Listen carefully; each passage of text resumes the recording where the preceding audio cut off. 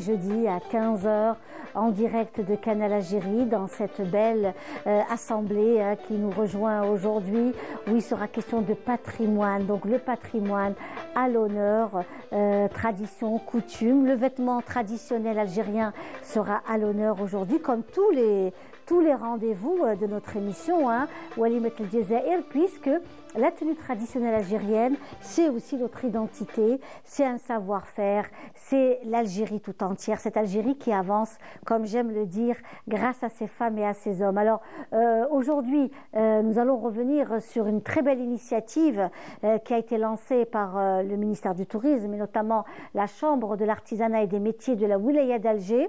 La Wilaya d'Alger qui actuellement abrite en son sein une belle initiative pour la labellisation du vêtement du Kérékou, plus particulièrement le Kérékou qui est une tenue traditionnelle algéroise par excellence qui est portée aujourd'hui à travers tout le territoire national, bien entendu, et qui reste la région donc d'Alger qui abrite ce beau vêtement plein de sensualité, de raffinement, de distinction et une qualité exceptionnelle avec un savoir-faire exceptionnel.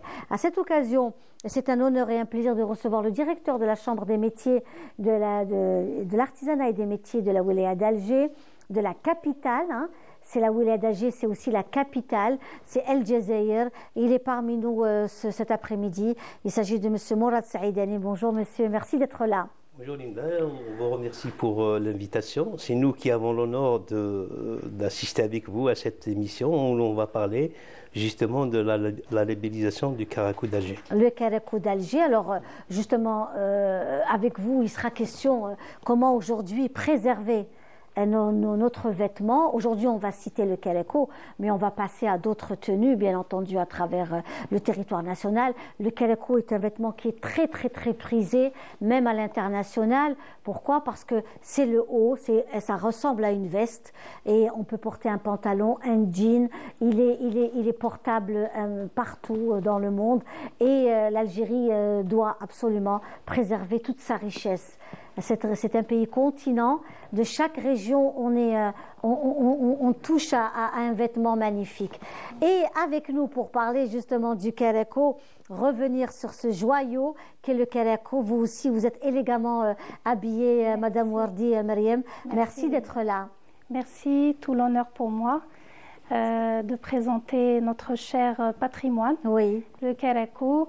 Et je salue bien sûr les Algériens de l'intérieur du pays et de l'extérieur.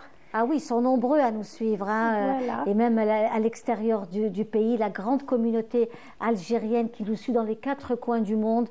Je vous salue tous et je vous envoie ce beau rayon de soleil qui vous vient de l'Algérie, du 21 boulevard des Martyrs, le siège de la télévision algérienne, où on vous salue avec beaucoup d'amour et beaucoup d'attention avec cette émission. Alors cette émission, c'est aussi le patrimoine et nous avons avec nous Monsieur Boualem Belcheb qui est une personnalité, il est souvent parmi nous, il est un grand défenseur du patrimoine matériel et immatériel. Il fait partie de la commission, n'est-ce pas, Monsieur Saïdani? M. Boualem Belcheb qui est un conservateur, un préservateur du patrimoine, un cadre aussi du ministère de la Culture. Il est parmi nous aujourd'hui pour revenir justement sur cette préservation du patrimoine algérien et notamment le vêtement, le Kérékou. Le Kérékou qui est aussi un vêtement très très prisé. Alors justement, Monsieur Boualem Belcheb, merci d'être là aujourd'hui. Merci pour l'invitation. Vous représentez également donc toutes ces belles activités liées à la culture, au patrimoine. C'est vrai, c'est le côté patrimoine Oui. Que je défends dans cette partie du projet que M. Saïdani a initié avec le ministère du Tourisme et d'Artisanat. Donc c'est un projet porteur et quand on parle de l'artisanat, c'est toujours notre patrimoine et notre identité. Oui. Ce qui fait, nous sommes là, derrière, c'est la touche historique, patrimoniale. Donc c'est à nous de la cadrer. De la cadrer, exactement. Justement, pour aller loin, il faut aussi connaître son histoire. pour aller loin et avoir donc des ramifications dans nos racines, il faut aussi bien se connaître. Je pense que c'est aussi très important, Monsieur Mourad Saïdani. C'est un peu ce travail que vous êtes en train de faire avec cette commission où on revient justement sur le Karako. Le Karako que je porte est signé par Madame Wardi Mariam, par l'établissement donc Maison Sélection. Voilà, Sélection, qui fait de tenues traditionnelles depuis très très très longtemps, hein, qui a bercé pratiquement l'enfance. 1962, oui, depuis l'indépendance. Oui.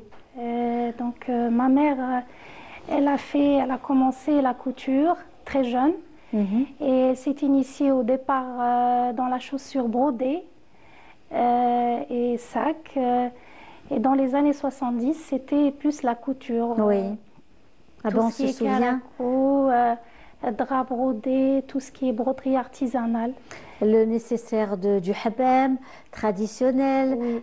Il y avait aussi le henna, le fameux peignoir de henna, avec tous les ustensiles de henna. Oui. Oui. Donc j'ai repris la relève donc, depuis 13 ans maintenant. Et elle est en retraite, mais elle reste toujours notre guide. Oui. Puisque c'est une école, là, le monde du traditionnel. Donc, j'encourage aussi mes deux filles. Oui. Puisqu'elles sont... On a un peu ça dans le sang. Donc, le travail manuel. Le travail manuel. Et puis le raffinement aussi, exactement. Parce que c'est du raffinement. Un Karako, c'est vraiment... les tenues algériennes, c'est du raffinement. Oui, madame. Exactement. Donc, depuis mon enfance, j'ai bercé dans le monde de la couture, l'art. Donc, je voulais m'initier dès mon jeune âge. Bon, ma mère, elle m'a plus orientée vers les études. Oui. Donc, une fois que j'ai fini, une fois que j'ai eu mon baccalauréat, je voulais intégrer l'école de modélisme. Oui. Donc, elle m'a plus encouragée vers les études supérieures. Une fois que j'ai fini, donc je me suis précipitée à faire ce que j'aime. Et ce que j'ai toujours aimé, c'est la couture. Bravo. Et le modélisme. Bravo, franchement, c'est magnifique et c'est vraiment, en tous les cas, un très très beau travail. On va s'écouter une chanson, de la musique, hein, dans cette émission. Mais avant cela, justement, vous le savez, quand il s'agit notamment de tradition et de coutume, c'est aussi cette ambiance, n'est-ce pas ? C'est cette ambiance traditionnelle. On est ensemble et jusqu'à 16h30 avec nos invités ici présents dans ce bel espace donc dédié au patrimoine, aux traditions et aux coutumes, et dans cet espace qui est aussi c'est aussi Qahwat al-Asr, hein, ce qu'on appelle communément Qahwat al-Asr, n'est-ce pas, hein, Madame Wardi Mariam, où on apprécie. Ça fait partie aussi de nos traditions parce qu'aujourd'hui dans le tourisme, nous avons aussi ces rituels que nous mettons ensemble, que nous mettons en avant. N'est-ce pas, monsieur Mourad Saïdani? Vous êtes donc directeur de la Chambre des métiers de la capitale. J'aime bien dire ça. Hein, de la capitale, de El Jazeera. Vous êtes le directeur de cette belle wilaya liée aussi à l'artisanat et au métier. Exactement, donc aux traditions aussi. Oui. Ça nous fait plaisir d'entendre aujourd'hui Mariam dire qu'elle a ça de sa mère et ces jeunes filles, elles commencent déjà à apprendre le métier. Donc oui. Ça, c'est pour le volet sauvegarde. Oui. Permettez-moi seulement de parler un petit peu de cette labellisation. Oui. Labellisation, c'est un petit peu aussi nous mettre à l'abri de menaces, des menaces telles que la contrefaçon, oui. telles que les choses qui nous viennent un petit peu de l'extérieur, qui menacent directement les produits de l'artisanat. Donc, le programme actuel de labellisation qui concerne pas seulement le Karako d'Alger, qui concerne une panoplie de produits, vise justement à nous préparer à sauvegarder un peu plus ces produits, surtout quand on parle de l'internationalisation de ces produits, c'est-à-dire quand ils sont destinés à l'étranger. Donc, ce sont les pouvoirs publics, à travers notre direction générale de l'artisanat. Nous avons initié tout un ensemble de programmes. Il y a le tapis babar, il y a le burnous de poil de chameau de la région de Msila et de Gelfa. Il y a aussi le mousse de Boussaada, etc., etc. Donc, ces produits-là, nous avons initié des programmes pour permettre aux artisans de s'impliquer directement dans la sauvegarde de ces. Comment? C'est à travers des cahiers des charges que nous avons préparés, à travers des commissions auxquelles notre ami Boualam, en tant que patrimoine, en tant que protection du patrimoine, il participe activement avec nous parce que nous avons voulu faire partager cette expérience avec l'université, la recherche, avec la culture, notamment les musées, et puis les artisans qui sont les acteurs principaux un petit peu du projet. Donc, si je peux continuer, je ne sais pas. Donc, avant ça, il y a d'abord la première protection, si vous voulez, c'est l'artisanat Algérie. Donc, il y a une marque collective qui s'appelle Artisanat Algérie. Là, à la différence de la labellisation bien du produit local, comme le caracou, le cahier des charges est préétabli par une commission installée par le ministère en faisant impliquer différents secteurs tels que la culture, l'université, le commerce, etc. Donc il y a tout un monde qui ont préparé et les délivré par l'Agence nationale de l'artisanat traditionnel. Donc il y a d'abord ce prérequis, si vous voulez, pour le deuxième volet qui est le produit local. Le produit local ou bien le label de qualité local, au niveau local. Ça, c'est la deuxième étape. Donc nous, à Alger, pour 2024, nous avons initié un grand travail pour la labellisation de ce produit qui a deux volets. Il y a le volet de la charte graphique qui va comporter un logo et toute une description parce qu'après le logo, après la charte graphique, il y a une déclinaison, même pour l'emballage, pour la devanture des magasins, etc. Le bénéficiaire de ce logo, de ce label, va être obligé un petit peu de respecter il y a des règles ce qu'on va mettre dans le cahier des charges. C'est des règles à respecter. Des règles à respecter. Donc maintenant, parlons du cahier des charges. Les cahiers des charges, c'est une affaire un petit peu interne des artisans. Toujours en impliquant les mêmes acteurs, parce que pourquoi? Pour nous permettre un petit peu de retracer l'histoire du caracou, de l'importance de la sauvegarde du caracou comme tradition, etc. Donc le cahier des charges, contrairement au premier, il est établi par les artisans eux-mêmes, parce que c'est eux qui vont après répondre à différentes questions pour obtenir la labellisation, pour obtenir le label. Donc ici, l'artisan joue un rôle très important. Il joue un rôle très important. Voilà un petit peu. Parce qu'aujourd'hui, l'artisan, ce qui crée aussi, qui est aussi dans la couture, elle a d'abord un héritage familial. Donc surtout quand on est de la région elle-même, elle a cet héritage familial, elle a vu le caracou de sa maman, de sa grand-mère, de sa tante, des sœurs aînées, etc. Et après, elle voit comment que les choses ont évolué, donc elle connaît l'histoire. Oui. Hein? N'est-ce pas, Madame Riem Mourdi? Oui, justement, la couture en elle-même, c'est de l'art et il y a de l'histoire dedans. Donc, il faut d'abord avoir une richesse, une connaissance, disons pas très approfondie, mais au moins connaître d'abord notre histoire. Oui. Et comme ça, quand on se met dans la création, on s'inspire toujours. Oui. On s'inspire du passé, du présent. On fait même un matching de régions. Ce que j'ai fait dernièrement pour la tenue berbère. Oui. Donc j'ai matché l'algérois et le berbère. Et ça a donné un très beau mélange. Et comme nous, on est en exposition, je dis que c'est un musée à plein temps. Même les touristes, les étrangers, ils viennent. Je prends de mon temps et je leur explique avec plaisir nos traditions, ce qu'on fait. Je les fais descendre à l'atelier pour voir les petites mains comment ça c'est important aussi. Donc tout ça, très important. Voilà, c'est une ouverture au public. Et voilà, c'est... Très bien. Ben, écoutez, on va rester dans cette ambiance et cette fois-ci avec de la musique. De la musique, puisqu'on vous a aussi proposé, comme cette émission, je le disais, c'est un moment où on sirote un thé, où on se prend un café, avec des gâteaux traditionnels, parce que les gâteaux aussi ont leur place dans tout ce qui accompagne aussi nos traditions. Oui.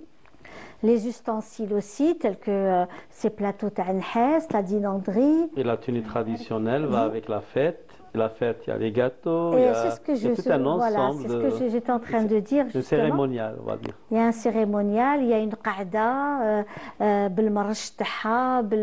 avec les gâteaux traditionnels, tous ces anciens gâteaux que nous avons et nous tenons à ces gâteaux, par exemple. Vous avez aussi le msemmen, par exemple, le msemmen qui fait partie aussi de cette de qahwat al-asr. Madame Linda, pour le petit mouchoir shbeka. Oui. Ça servait aussi pour porter le théière à la taille. Oui. Voilà, donc nous voyons justement pour le porter. Oui, puis pour danser avec et aussi. Danser aussi avec. Danser, il faut la voir, la mariée. C'est un indispensable pour la mariée traditionnelle. C'est vraiment un indispensable, même pour après, même pour des personnes quand elles vont dans des mariages, il leur faut leur mouchoir, donc voilà, ta'shbeka. Ça c'est quelque chose d'indispensable chez nous. C'est très très clair. Il ne faut pas le faire tomber aussi. Voilà.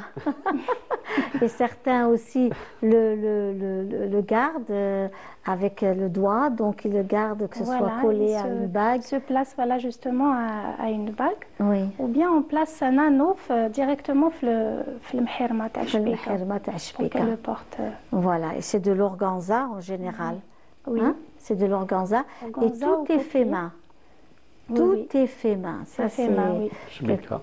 Voilà, shbeka, ça demande beaucoup de patience, beaucoup de temps. Et on accompagne cela avec nos tenues traditionnelles. Je disais aussi, donc, tous ces gâteaux que nous avons, on revenait aussi c'est vrai que ça donne envie. Par exemple, nous avons ce plateau également où on peut retrouver également les anciens gâteaux traditionnels. Et puis le plateau lui-même est très ancien, très très ancien, ou alors on servait aussi le café, la petite tasse de café dans ces plateaux. Dans ces plateaux, oui. Voilà, c'était ça fait partie de notre... Il y a un grand retour, Ah oui.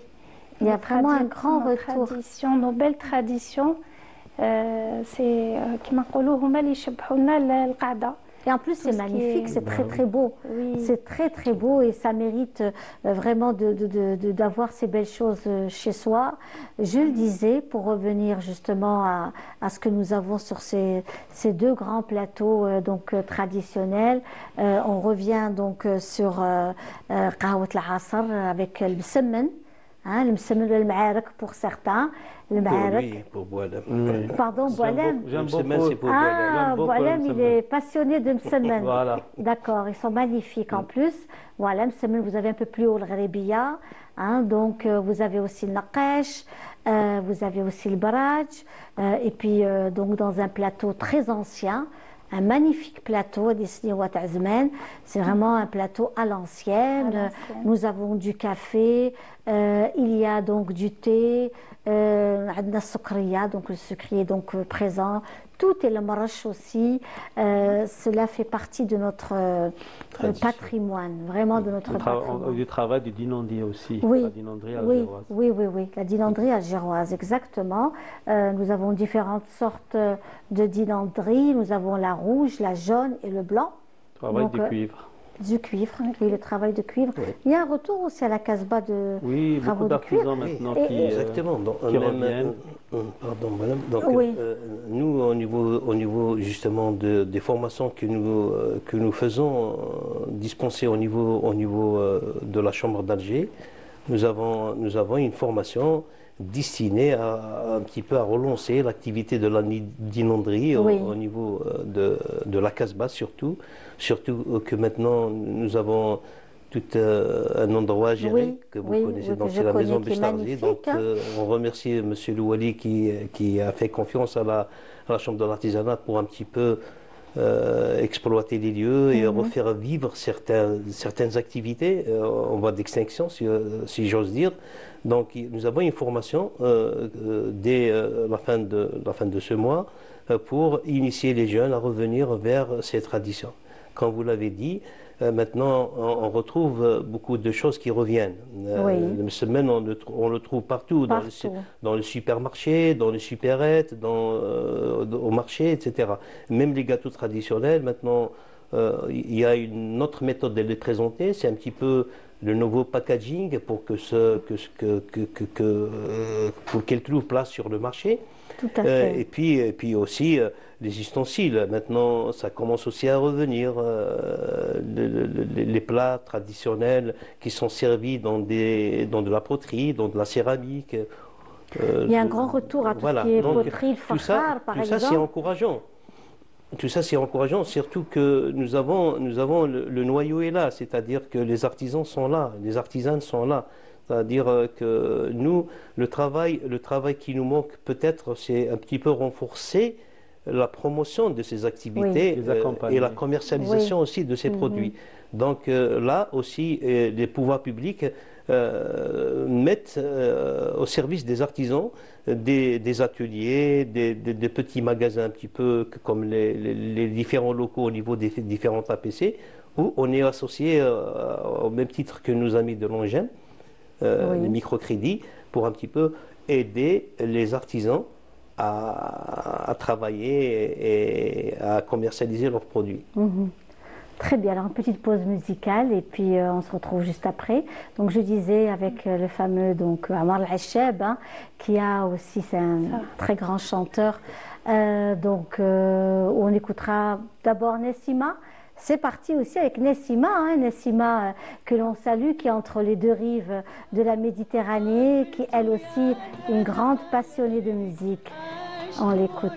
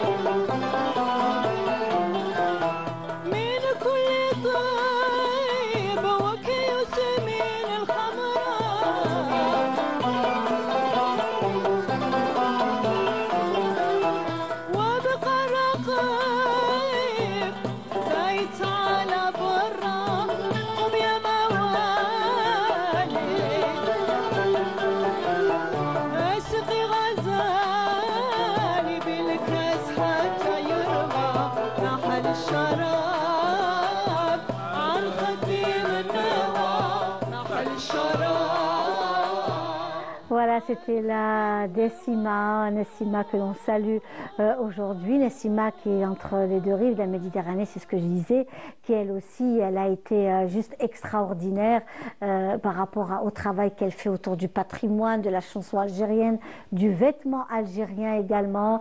Elle préserve des textes, elle est dans le chant soufi, elle est dans beaucoup de choses. On l'embrasse très fort cet après-midi en direct de Canal Algérie dans notre émission Walimat El Jazair. Comme son nom l'indique, notre émission, c'est une walima. Hein? Walima, c'est une belle occasion, n'est-ce pas? Walima, c'est comme on c'est une occasion pour se retrouver, pour vivre un bon moment. C'est le cas de cet après-midi avec nos amis téléspectateurs et avec vous qui faites aussi l'événement actuellement. Hein.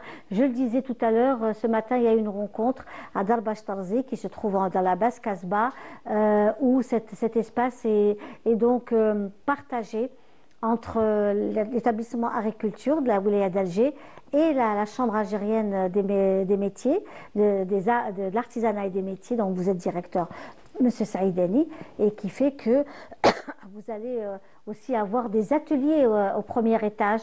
Oui. C'est ça? Il va y avoir une galerie marchande aussi?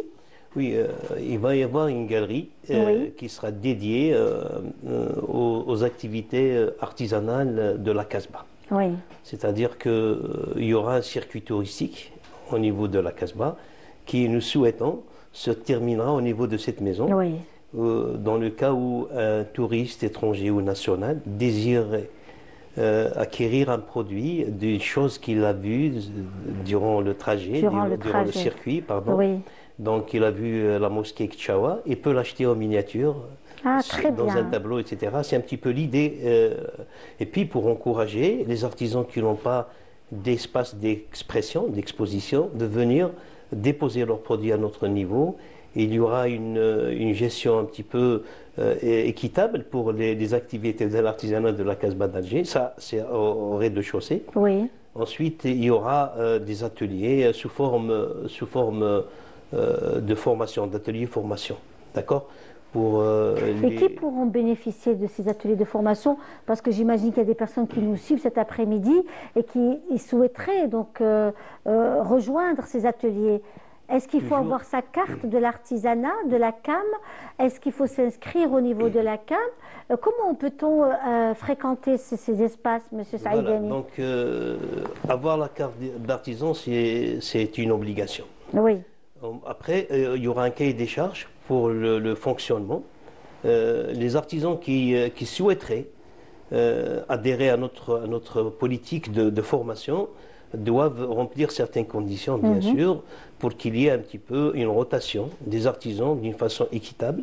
D'accord? Et nous donnons la priorité aux activités en voie d'extinction, comme j'ai dit tout à l'heure. Il y aura des ciseleurs de cuivre, il y aura il y aura du karakou, Oui. un atelier de confection, il y aura du cuir, c'est-à-dire les De la activités- céramique. la céramique, bien que la céramique nécessite un petit peu de grands moyens comme le four, le tour, etc. Mais certaines finitions, on peut les faire là-bas, au moins sauvegarder les différents motifs de la céramique d'Alger, les mosaïques, etc. Ça, c'est pour ensuite, il y aura d'autres ateliers qui seront pour la décoration, voilà. C'est un petit peu un endroit où on va essayer comment dirais-je, de reconnaître les acquis professionnels de certains artisans qui n'attendent que ça pour avoir de petits diplômes et qui leur ouvriront Oui. des horizons pour un métier, pour avoir la carte d'artisan, pour avoir une couverture sociale, etc. Donc Oui. c'est un petit peu ça notre politique Oui, oui. au niveau de la maison de Bestal. Donc en fait, c'est comme le disait si bien M. Mboualem Belchab tout à l'heure, c'est un accompagnement. Oui. Hein, c'est un Accompagner les accompagnement. artisans pendant leur...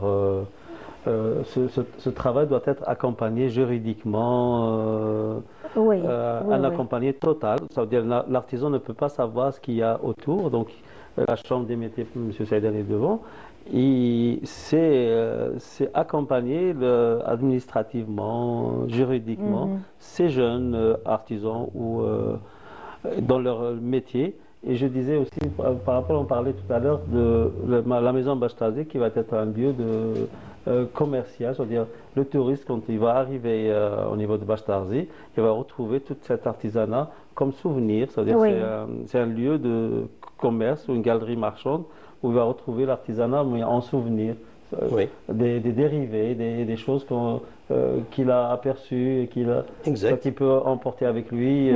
Les symboles de la Voilà, de la Casbah surtout, et des métiers, par exemple, des petites choses qu'il pourra... Les petits souvenirs. Petits souvenirs d'Alger à travers cette maison de l'artisanat. Voilà, Que l'on c'est- aimerait avoir pour, quand on est en déplacement, prendre un petit souvenir, surtout pour la communauté qui nous suit cet après-midi. Nous savons qu'ils sont très friands de ces petits symboles, même les Algériens des autres régions d'Algérie, quand on se déplace vers Constantine ou vers Oran ou vers Sétif. C'est des petites choses comme ça que l'on garde de soi pour les présenter à la famille, aux amis. Exactement. Bien sûr. Hein? Ça aussi, c'est important. Avant, c'était la carte postale, etc. Oui. Donc, maintenant, la photo, il y a le portable. Et puis, on souhaiterait prendre un petit souvenir, un petit cadre de la fontaine, je ne sais pas. Ouais. Donc, Oui. voilà. Petit Et, symbole. c'est la chose qui est bien à la Casbah, c'est que il y a de plus en plus de petites maisons comme Oui. ça.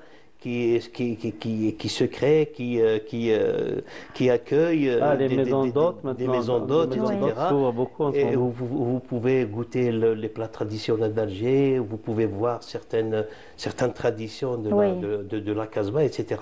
Donc nous, on s'inscrit un petit peu dans cette logique. Dans cette logique, il y a beaucoup d'artisans qui sont là, qui travaillent peut-être péniblement et qui n'ont pas où vendre les produits. Nous avons pensé aussi à cela, parce que l'artisan, c'est celui qui travaille avec ses mains, qui est dans son atelier, etc. Oui. Parfois, il souhaiterait à ce une autre personne se charge un petit peu du volet commercial. Oui. Parce qu'on ne peut pas être à la fois au four et moulin, Oui. dans un atelier, en même temps dans un magasin. Donc nous, on peut prendre ce relais, on peut professionnaliser, si vous voulez, ce métier de vendeur. Oui. C'est ce qu'on appelle aussi des regroupeurs de l'artisanat. Oui. Un artisan, un regroupeur peut se spécialiser dans la représentation de différents artisans, et c'est cela que nous sommes en train d'encourager pour la commercialisation des produits d'artisanat. Et aujourd'hui, on sent qu'au niveau de la capitale, il y a de plus en plus d'activités en plein air, des activités culturelles, artistiques, des visites guidées, le bus aussi, donc Etusa City qui fait le tour de la capitale, que ce soit Alger by Night ou alors en pleine journée. Il y a Il y a des musiciens aussi. des musiciens, et ça c'est Oui, formidable. oui. Hein. Vous avez assisté à ces musiciens? des musiciens dans le sha'bi, dans le style local et international. Et ça fait plaisir. Même au niveau de la Casbah, maintenant il y a beaucoup d'endroits qui proposent ces petites qa'adat sha'bi au niveau de Malakoff par exemple. Y compris Bachtarzi. C'est magnifique. Là où il y a tous les week-ends, je crois, il y a toujours tous les week-ends, les vendredis et samedis. Vous avez les jeudis aussi, vous avez aussi donc des qa'adat, la musique andalouse en général. C'est formidable, franchement, c'est quelque chose de magnifique au niveau de Dar Bachtarzi, là où on s'est retrouvés ce matin. Il y aura aussi des petits gâteaux traditionnels qui peuvent être aussi vendus sur place. C'est-à-dire que quand il y a des familles qui viennent, etc., ils peuvent repartir avec une petite boîte. Oui, surtout qu'aujourd'hui, puisque cette émission s'adresse aussi à la communauté algérienne à l'étranger, à ceux d'ici aussi, mais des gens qui veulent prendre des gâteaux avec eux sont de plus en plus nombreux.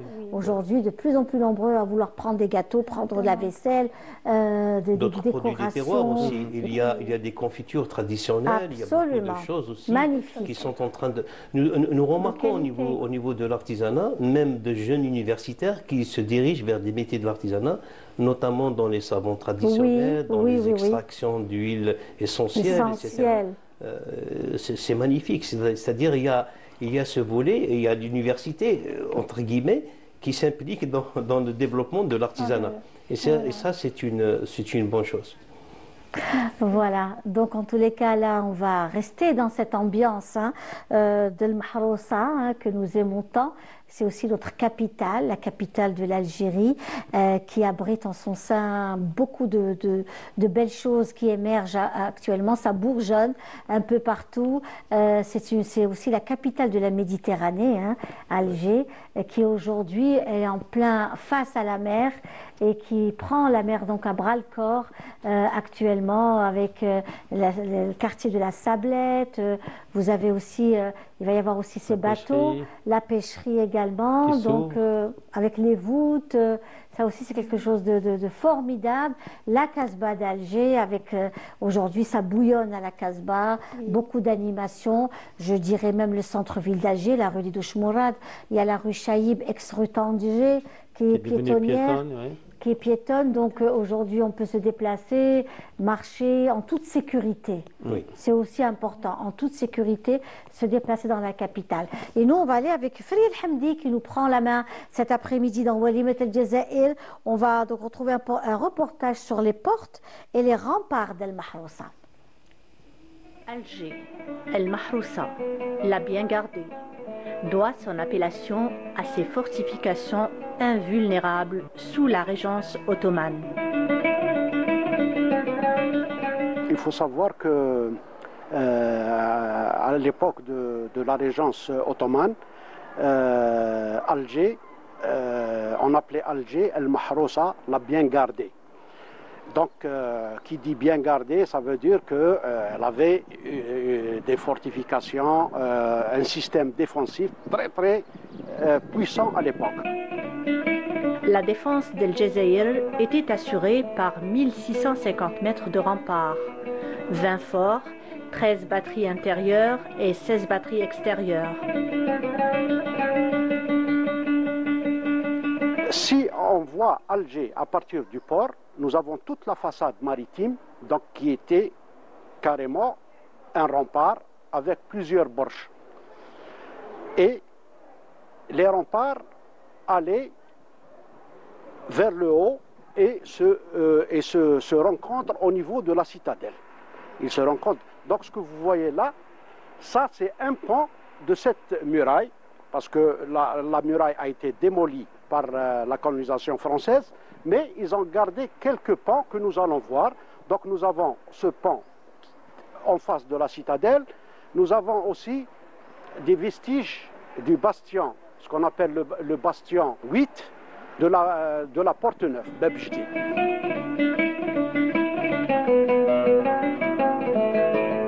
Tous les historiens s'accordent à dire qu'Alger était entouré d'une muraille percée de 5 portes. Chaque porte avait un nom. Tout système de muraille était percée de 5 portes. Nous avons 2 portes qui donnent sur la mer. Donc vous avez Bab Tzira, ce qu'on appelle Bab Tzira, qui donne sur la mer Otée, et il était emprunté par les corsaires et par les marins. Et un peu plus bas, au niveau de la mosquée de la pêcherie, il y avait Bab al-Bahar, la porte de la mer, donc qui donnait sur la mer, à l'ancien Kassor, et elle était empruntée par les poissonniers, par les pêcheurs. Et puis, un peu plus haut, nous avons à l'ouest Bab el-Oued, la porte de l'Oued, parce qu'elle donnait sur un Oued, c'est Oued Mkhassel, et elle a donné aussi son nom au futur quartier Bab el-Oued. Et puis, à l'est, nous avons la porte Bab el-Zoun, qui donnait sur l'actuel square Port Saïd, là où il y a le TNA, et le futur quartier européen. Et puis, vers le haut, plus tard, on a percé une autre porte qu'on a appelée Bab Jdid. Mais en réalité, il existait une 6e petite porte qu'on appelait Bab Sidi Ramdan ou Bab el-Jebbana. Bab Sidi Ramdan, donc c'était une petite porte qui donnait sur le cimetière Qatar et qui était utilisée uniquement pour les enterrements, les funérailles.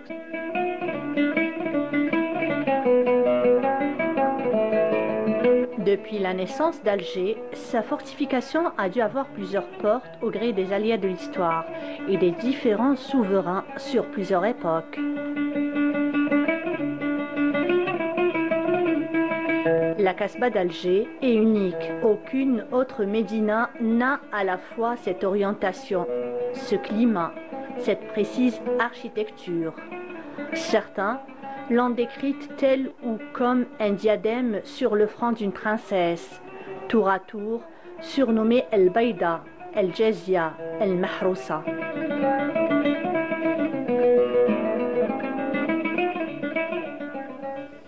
Et voilà, donc après cette belle balade autour d'Alger et de toute la côte algéroise, un beau reportage de Fari El Hamdi. Vous voulez revenir sur les remparts oui, bien sûr, on parle d'Alger. La Casbah, c'est quand même quelque chose de...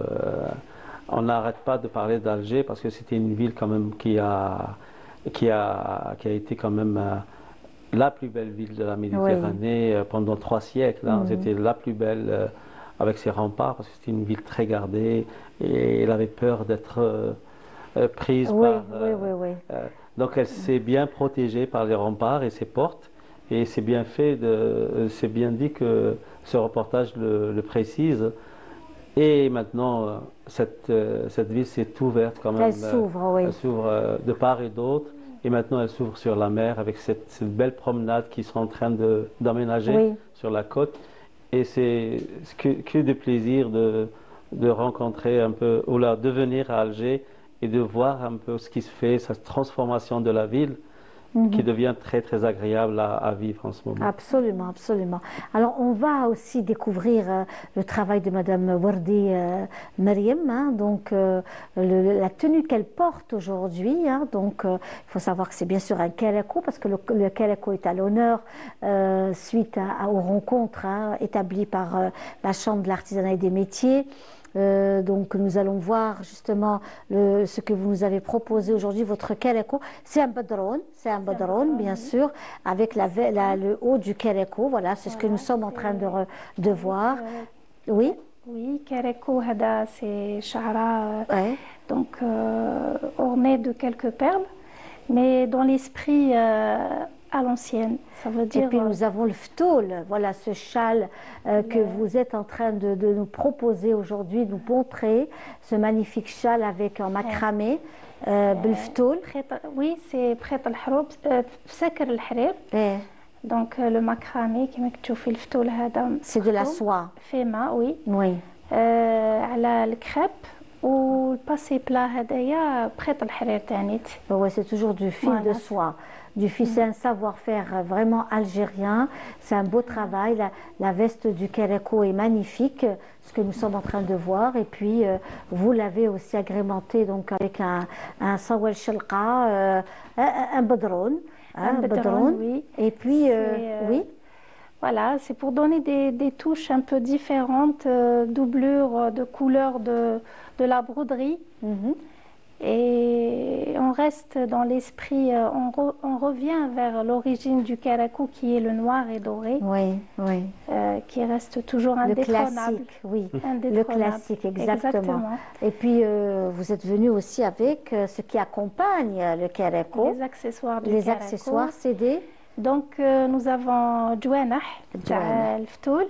Oui, magnifique. Donc, pour celles qui veulent garder la coiffe. Oui. Et juste pour montrer le Ftoul, donc c'est pratique. Ça se place à l'arrière de la tête. Et avec Khit al-Rouh, bien sûr. Khit al-Rouh, voilà, un magnifique travail qui est fait main, Belharar. C'est un tissu ottoman, oui. C'est de l'ottoman métallisé, oui. Qui est beau, qui donne une belle brillance, qui illumine la mariée ou l'invité. Exactement. Voilà. Et puis vous êtes aussi venu avec un genre de petit voile. Voilà, nous voyons déjà et puis ce joli petit. Donc j'aimerais le montrer. Oui. En fait, c'est pour. J'ai pensé aux dames classe. Oui. D'un certain âge. Des dames d'un certain âge aussi qui portent le voile. Oui. Pour le mettre dans des occasions, dans des fêtes. Donc ça donne une certaine allure, une classe en le portant. Si vous voulez, je vous le montre sur moi. Voilà. Et donc j'ai pensé, ça agrémente la tenue. C'est très joli, c'est un beau, c'est du tulle, c'est du tulle. Oui. C'est vraiment du tulle. Donc là, c'est quelque chose de très très très joli, travaillé. Voilà, avec ajouré le crochet. Très très beau. Et ça se met sur la tête. Sur la tête, oui. En couvrant toute la tête. Ça couvre comme ça la tête. C'est très joli. Et en laissant voir un peu la coiffure. La coiffure, exactement, pour ne pas. C'est une soutara. Voilà, pour ne pas garder sa coiffure tout en étant préservée. Puis nous avons encore une autre. C'est le maharma traditionnel. Oui. Donc en harar de soie. Et vous savez que dans notre émission, mes amis, on s'intéresse beaucoup au patrimoine. Nous mettons en avant ce que nous sommes, le savoir-faire algérien, 100% made in Bledi, n'est-ce pas, Monsieur Saïdani? Oui. Vous l'appelez aussi le label. Vous avez donné un nom de ce genre. Production algérienne. Oui, artisanat algérien pour l'artisanat en général et puis le label qualité pour le produit local. Voilà, très bien. Donc, Adib Tasseba à l'ancienne. Oui. Les Wassiwulha, le Khit al-Rouh ou Ra'acha, c'était une broche. C'est ça. Que je n'ai pas ramenée aujourd'hui. Oui, on la ramènera la prochaine fois. D'un oiseau. C'est magnifique. Sur la tête qui donne cette touche traditionnelle. Et qui bouge. Exactement, oui, c'est ça. Oui, qui bouge. Exactement, oui. Quand vous dansez, ça va bouger. Vous avez aussi le travail fait par... Sakr al-Harir, c'est macramé, fait main. Voilà. Et il y a toute une technique pour porter le maharma. Tasseba. Donc c'est pas rien. Donc c'est tout un travail qui est aussi fait autour de cela. Elle est magnifique. Merci pour tous ces trésors portés par Madame Wardi, Myriam. Et puis on salue votre maman. Si elle nous suit cet après-midi dans notre émission Walimat al-Jazair. Je la salue. Oui. C'est notre guide et notre école, notre grande école. C'est magnifique. Et on reste dans la musique aussi parce que tout cela accompagne aussi la musique algérienne, cette fois-ci avec Ammar al-Achab. Voilà, Ammar al-Achab également, que beaucoup de personnes apprécient aussi, qui fait partie du patrimoine. On suit un morceau et on se retrouve juste après.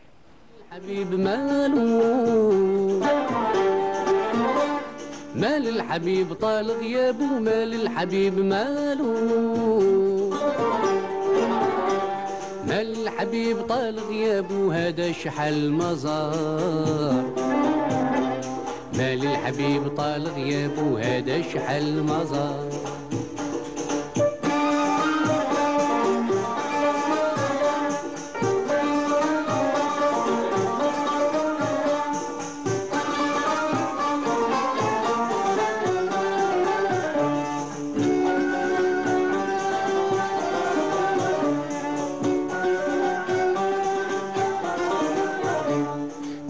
عوام فاتوا ومضوا ما صبرتش عن خياله كم من عوام فاتوا ومضوا ما صبرتش عن خياله الوحش والفقر والغربة والحب كيف عني جار الوحش والفقر والغربة والحب كيف عني جار دمعة على الخدود مسنية والقلب كي جرالو دمعة على الخدود مسنية والقلب كي جرالو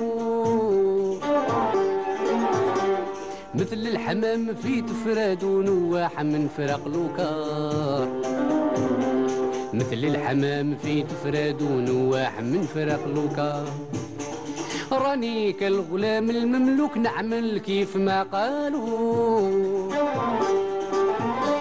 راني كالغلام المملوك نعمل كيف ما قالوا ولا حنين شفوا حالي سلا خاطري بخبار ولا حنين شفوا حالي سلا خاطري بخبار مال الحبيب طال غيابه مال الحبيب ماله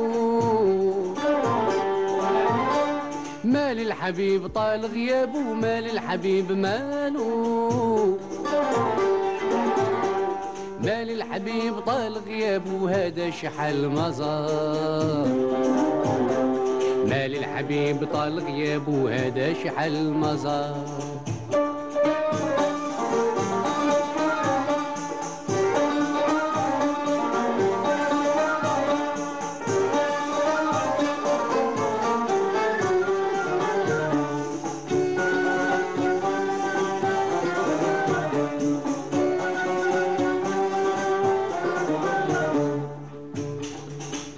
الوحش كواني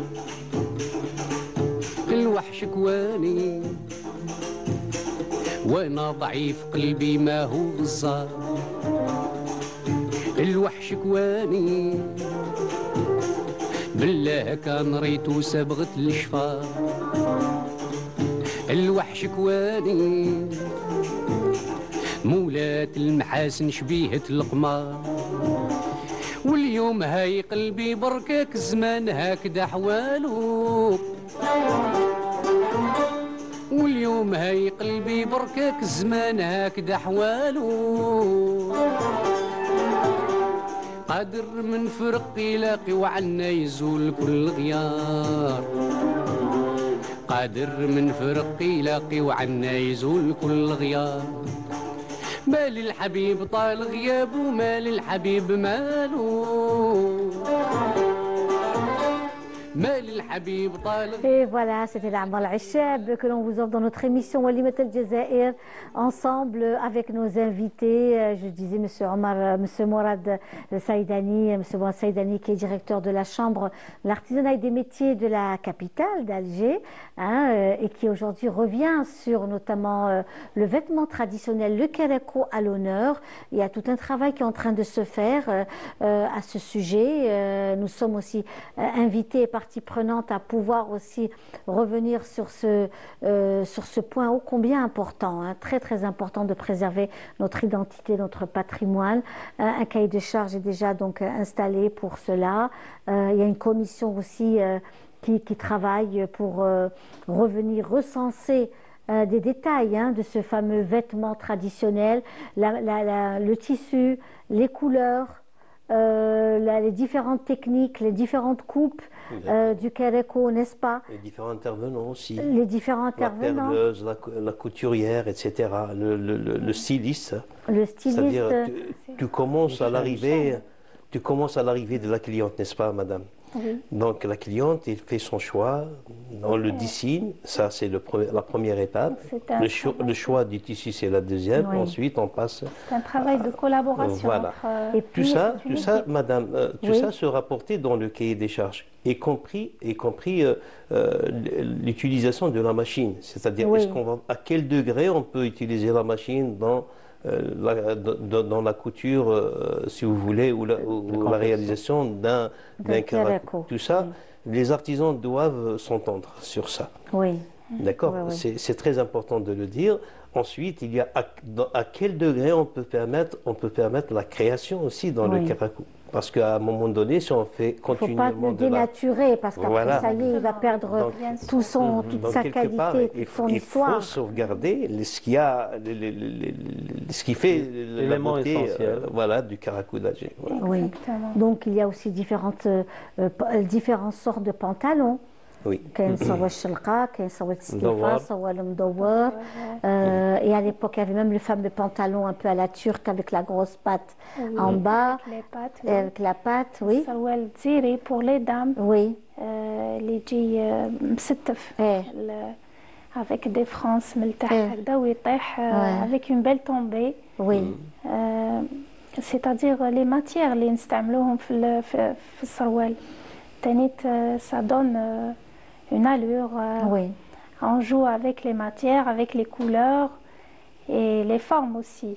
Mhm. Pour Comme je disais, accompagner le Kereko. ça a évolué avec le temps. Donc le Kerako a Exactement. toujours évolué On se limite depuis le plus. 15e siècle. hein. Oui. Oui. Donc depuis le 15e siècle, il a changé de coupe, il a changé de motif et ça continue. Donc Oui, on essaie exactement. toujours Il y a de... beaucoup d'influences méditerranéennes, hein. oui. Donc Bah, du bassin le- méditerranéen. Donc, Ce avant que je le- disais, c'était beaucoup plus les influences arabo-andalouses, parce qu'au XVIe siècle, c'est les Andalous qui sont venus en nombre, se sont installés en Afrique du Nord, ils ont ramené leur savoir-faire, que ce soit la broderie, que ce soit le costume, et ils ont trouvé déjà du patrimoine local déjà, et cet échange entre les Andalous arabes, l'Andalousie et les populations d'Afrique du Nord, les Amazirs de cette époque, et l'arrivée aussi plus tard par les Ottomans. Donc, ce brassage de culture a fait que nous avons eu ce beau vêtement qui est le Kerako, d'inspiration diverses, de différents habits qui existaient à l'époque. Et ça a évolué avec le temps. Même à l'époque française, il y avait des petits rajouts pour que ça devienne un peu un modèle unique qu'on est en train de sauvegarder. Donc Oui. toujours كلام كويس كبير ثاني Oui, avant maintenant on prend le côté pratique في la tenue traditionnelle. Donc avant il y avait le سروال مدور فيه يدخلوا حتى 9 mètres. Oui. Donc c'était pas pratique pour la femme. Maintenant on le fait avec moins de tissu Oui. et toujours aussi beau. Oui. Même concernant le Kereko en velours, on l'a allégé dans le satin, dans de la dentelle, Oui. du brocart. La dentelle aussi. C'est Oui, ce dont je parlais tout à l'heure, c'est adapter l'habit en général, et le Kerako en particulier, aux besoins des consommateurs. C'est-à-dire qu'on est obligé d'utiliser des modèles un petit peu moins encombrants, si j'ose dire, et de faciliter un petit Et peu puis vous savez, pour que nos jeunes port. portent le vêtement aussi, nos jeunes, la jeune génération ne rejette pas la tenue algérienne, mais qu'elle se l'approprie. Ils se l'approprient, Avec les n'est-ce pas? nouvelles modes d'aujourd'hui. Avec, voilà, pour ne pas s'éloigner non plus de ce que mais nous on reste toujours dans le l'histoire. patrimoine. Cette touche patrimoniale doit rester Rester. dans le vêtement. Exact. La racine doit Exactement, rester. Et nous voyons par exemple la communauté algérienne à l'étranger, les jeunes filles, elles veulent porter le Kereko. Le Kereko, Elles adorent cette tenue. D'ailleurs, le Kereko est très très prisé. Les autres tenues aussi, la tenue kabyle, constantinoise, chewi, la blousa tlemcenienne, tout cela. Et c'est vraiment très la robe neili également. Donc, mais ce qu'il y a, c'est que elles aiment porter tout ce qui est algérien. Quand on se déplaçait dans le cadre de nos émissions à la télé, elles disaient je veux avoir un mariage algérien avec le henna, avec le kérékou, avec tous les ustensiles qui vont avec. Et ça, c'est formidable, hein, franchement. Ça, c'est quelque chose de très important. C'est toujours avec fierté que l'Algérien se montre, surtout à l'international, avec les coutumes et les habits traditionnels algériens. Exactement. Quand vous allez à un concert ou vous Dans les allez cérémonies officielles. Vous voyez que tout le monde est habillé de vêtements qui rappellent le pays, qui rappellent l'Algérie, qui rappellent un petit peu nos traditions. Bien sûr, le caraco reste intemporel déjà. Hein. C'est une veste quand même qui a passé tous les siècles, mais elle reste toujours elle est très élégante. C'est l'élégance à l'algérienne, ça. Oui, ça séduit même les créateurs internationaux. On voyait ça dans les défilés de mode. On voit qu'ils s'inspirent maintenant de plus en plus du kérékou. D'où la nécessité de nous protéger. De le protéger. Il nous appartient, le kérékou, il nous appartient. Vous pouvez copier peut-être. Il est 100% algérien. Mais je disais tout à l'heure qu'il y aura une charte graphique, il y aura un cahier des charges, mais la charte graphique va être déposée à l'INAPI. C'est un détail très important. C'est l'Institut national de la propriété industrielle.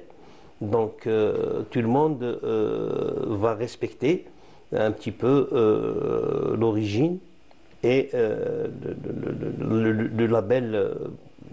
Ils ne peuvent pas s'approprier ou bien le prendre. Parce que là, on peut le défendre à l'international à travers cette institution. Voilà. Très bien, alors on va rester encore dans cette ambiance de kérékou, cette fois-ci avec une belle chanson de Lamia Ait L'Amara, Habib Diali, où on va voir aussi de très belles choses, de très belles tenues, toujours liées au kérékou avec elle justement.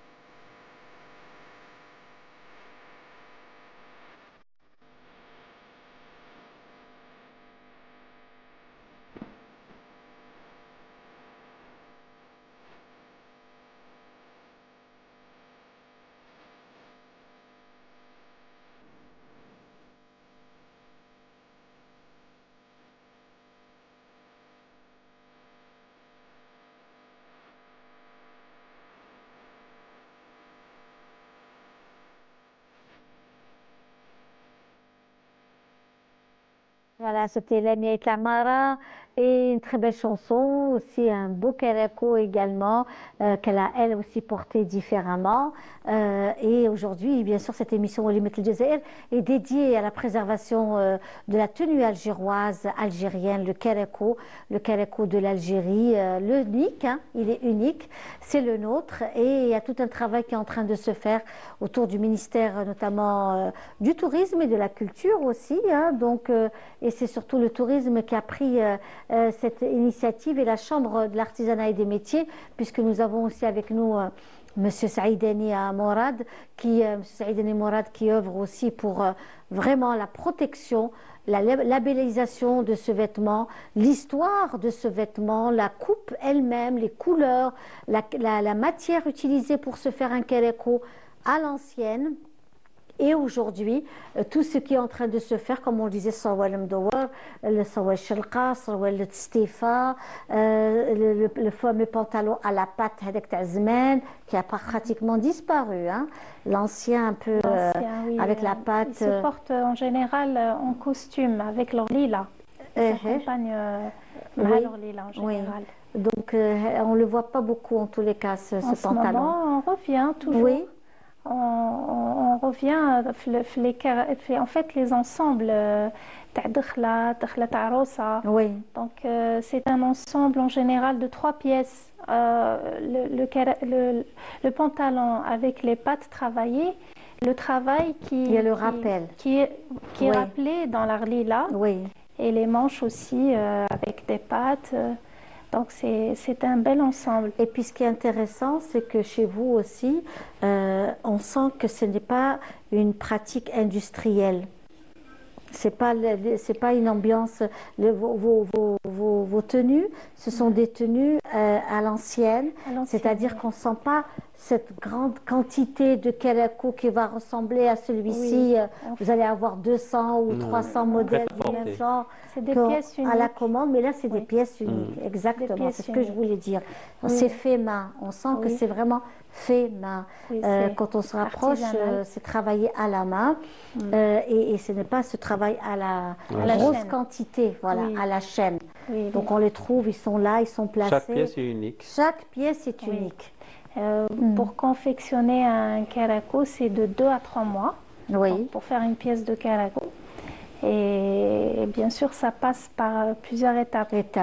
Du choix du tissu, du modèle, du tissu, et l'orchem qui va dessus, et la couleur du fil. Donc après, on passe à l'étape de la broderie. Donc c'est toutes des étapes à passer.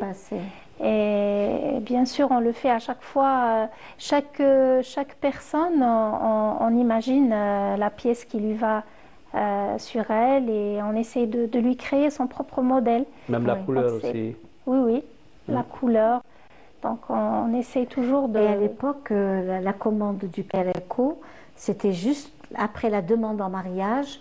Les parents déjà, la maman déjà, elle réservait la couturière pour le fameux karako, parce que ça prenait beaucoup de temps. Ça prenait du temps. Ça prenait beaucoup de temps, presque une année. Oui. Pour un karako, c'était... C'est la pièce maîtresse. Oui. Du mariage. Le jahaz. Le jahaz dès l'enfance. Oui. C'est comme ça qu'on nous dit. Oui. Donc il lui prépare la tenue karako qui est maîtresse dans le tstera. Oui. Et ça, c'est vraiment important. Ou alors, celle qui ne l'avait pas, dès qu'il y avait donc une officialisation, la maman se précipitait chez la couturière pour prendre ce fameux rendez-vous et qu'elle puisse entamer le travail de broderie qui prenait beaucoup de temps. Ça ne se démode pas. Donc, même celles qui s'y prennent tôt, elles savent bien que c'est une pièce. Donc, nous, qu'est-ce qu'on fait? On ne ferme pas les coutures. On laisse la veste ouverte. Et au moment où la date du mariage approche, on lui fait un dernier essayage. Et comme ça, elle aura son karako prêt. Oui. À sa taille. À sa taille. Si elle a pris un peu de poids. Hein. Voilà. On pense toujours à ça, effectivement. Voilà. Oui, on pense toujours à ça. Oui. Et qu'est-ce qui est le plus prisé chez vous, madame, les tenues? Ce qui est prisé toujours, c'est à l'ancienne. Nous, spécialisée dans les qat, karakou, tout ce qui est algérois, Oui. surtout dans l'algérois. Oui. Et on touche un peu à tout, hein. On fait même les robes soirées, Oui. on fait la haute couture dans le soirée. Maintenant, la tendance, elle va vers l'authentique, le karakou À l'ancienne. voilà, à l'ancienne. Les anciennes broderies, la belfetla, Oui. qui est indémodable. Et il y a des modèles, à chaque fois quand je les ressors, donc ça reste indétrônable. Et c'est inspiré de l'ancien et avec des touches de modernité dans la couleur, dans la matière aussi. Est-ce que vous regardez un peu ce que vous avez comme ancien modèle et vous vous inspirez de ça? Oui, oui, dans nos anciennes collections. Ouais. Et il y a des modèles qui ne se démodent pas, qui restent malgré 20 ans en arrière. Quand je les expose, elles font toujours le même effet. Donc les gens qui viennent, ils peuvent voir ça, ils peuvent s'inspirer. Oui, oui. Maintenant aussi, ce qui est tendance, c'est on voit les modèles sur Internet. Donc ils nous ramènent déjà, elles flashent sur un modèle, donc elles nous ramènent la photo. On peut lui réaliser aussi. Même si elle veut une petite modification comme ça, pour personnaliser le Et vous modèle. conseillez aussi Exactement. Par rapport à la personne, par rapport à... Oui, je conseille la personne, point de vue découpe, ce qui peut lui aller. Oui. Madame, est-ce que Mohamed Leftoul est demandé? Oui, hein, parce qu'avant c'était juste le karakou et puis on ne cherchait pas à avoir Mohamed Leftoul, etc. Est-ce que les accessoires d'antan, est-ce qu'aujourd'hui il y a une demande même pour le ftoul, le fetlo, oui, toujours. Celles qui ont des vieilles pièces de leur grand-mère, Mharm, le ftoul et tout, un peu vieilli, elle me dit, est-ce que vous pouvez me refaire le ftoul, parce qu'avec le temps, des fois, elles perdent... oui, bien sûr. Alors, on leur refait le ftoul, elle garde le maharma de sa grand-mère. Oui. Et aussi, on les propose pour accessoiriser la tenue, le karakou. Je sais qu'aujourd'hui, c'est très prisé, hein, parce qu'à un moment, les jeunes filles ne voulaient pas porter le maharma, mais là, même en Europe, même ceux qui nous suivent cet après-midi, elles savent de quoi je parle. Elles demandent vraiment à voir le tout dans le détail, le khit al-rouh, qui est très apprécié. Donc, le karakou dans sa diversité, dans beaucoup de supports de tissu. Mais comme vous l'avez si bien dit, le velours revient en force. Oui, le velours, c'est toujours la matière noble du karakou. Et maintenant, on ne se limite plus dans les couleurs. Les couleurs, des matières aussi. Je pense à aller plus loin que le velours. Même, pourquoi pas d'autres matières, utiliser d'autres matières. Et puis, alléger aussi le karakou maintenant. Pour pouvoir habiller nos jeunes filles aussi, pourquoi pas, pas seulement dans les mariages, dans des sorties, on aimerait bien le voir plus souvent. Maintenant, vous savez, même quand il y a des événements à l'Opéra d'Alger, au Théâtre National Mehdi Bachtarzi, dans des dîners, dans des visites, de sortie, dans des visites guidées à la Casbah, dans des dîners à la Casbah, les femmes portent le karakou, ne serait-ce que juste le haut du karakou. Adapté. Très agréable déjà pour présenter. Voilà, alors on se met dans le bain, juste le haut du karakou qui est porté. Certaines carrément, même Sarwal Shilqa ou le Sarwal Mdouar, elles viennent avec. Il faut juste enlever ses chaussures pour marcher dans la Casbah. Et puis dès qu'on arrive dans le palais ou une des maisons de la Casbah, on remet nos chaussures. Et là, c'est vraiment parce qu'elles ont envie de porter la tenue, d'être dans la Casbah d'Alger, d'être fières de porter dans cette atmosphère ancienne, à l'ancienne. dans une qa'da. Donc aujourd'hui, tout s'y prête, la musique, le shabi ou la musique andalouse ou le qa'det, les nôtres, que c'est à la Casbah d'Alger. Il y a des petits restaurants aussi qui organisent beaucoup de belles choses. Et bien, je pense qu'aujourd'hui, c'est important. Vous avez par exemple le transport urbain d'Alger. La jeune dame porte le karéko. Voilà, la jeune dame porte le karéko pour faire un peu la guide du bus. Elle est en tenue traditionnelle, le jeune homme aussi. Oui. Linda. Oui. En fait, le Hadja, elle nous demande de porter la tenue traditionnelle en travaillant pour représenter au magasin déjà. Recevoir nos clientes, pour la pratiquer. Disons, c'est pas très pratique en travaillant, mais c'est une bonne chose pour montrer que revisiter, adapter pour le travail. On Disons peut le faire. Plus légère. Ça peut se faire. Et maintenant, ça se fait beaucoup aussi. On a certaines clientes qui viennent dans l'idée de porter le karéko en sortant en dîner. Par exemple, ce qu'elle m'a demandé, une dame m'a dit je vais le porter dans un restaurant à l'étranger. C'est une bonne chose. Absolument. Ou alors, il y a ceux qui mettent le gilet avec un chemisier dessus, juste le gilet brodé. Juste le exactement. Et puis le chemisier. Avec le chemisier. C'est très beau, c'est très très élégant, ça aussi. Accompagner une robe aussi. Une robe. C'est très joli, oui. Ça, c'est vraiment très très joli, effectivement. Même chez les diplomates, par exemple, quand il y a des réceptions chez les diplomates, il y a toujours des Algériennes qui veulent se démarquer dans des soirées comme ça en portant des tenues algériennes. C'est magnifique. Bien sûr, mais ça représente l'Algérie juste en la voyant, c'est l'Algérie. On sait que c'est l'Algérie, ou alors les gens viennent vers elle pour lui poser la question que c'est quoi cette tenue, d'où vous venez, ça représente quel pays. Dans la remise de diplôme d'une jeune Algérienne en Angleterre, donc elle a voulu porter le karéko dans la remise de diplôme. Et ils étaient tout fiers, ses parents, et c'est juste magnifique. C'est une bonne idée. Oui. Au fait, très bien. Eh bien, écoutez, il nous reste quelques minutes avant la fin de notre émission. On arrive à la fin. Le temps passe tellement vite, vous voyez. C'est incroyable, comme cela passe vite. Donc, je voulais faire un récapitulatif avec vous, Monsieur Saïdani. Aujourd'hui, c'était une émission où Walimat El Jazair était autour de la préservation de notre patrimoine, comment préserver ces tenues, surtout nos tenues, notre art culinaire, notre musique, notre architecture. Tout cela est à préserver absolument. C'est un patrimoine très très important que nous avons aujourd'hui. Donc le travail commence et il s'installe réellement. L'image donc de la direction de la Chambre de l'artisanat et des métiers que vous êtes que vous présidez, qui a pris cette initiative aussi de préserver le karéko. Voilà, donc je rappelle que c'est des programmes sectoriels de notre secteur, le secteur de l'artisanat.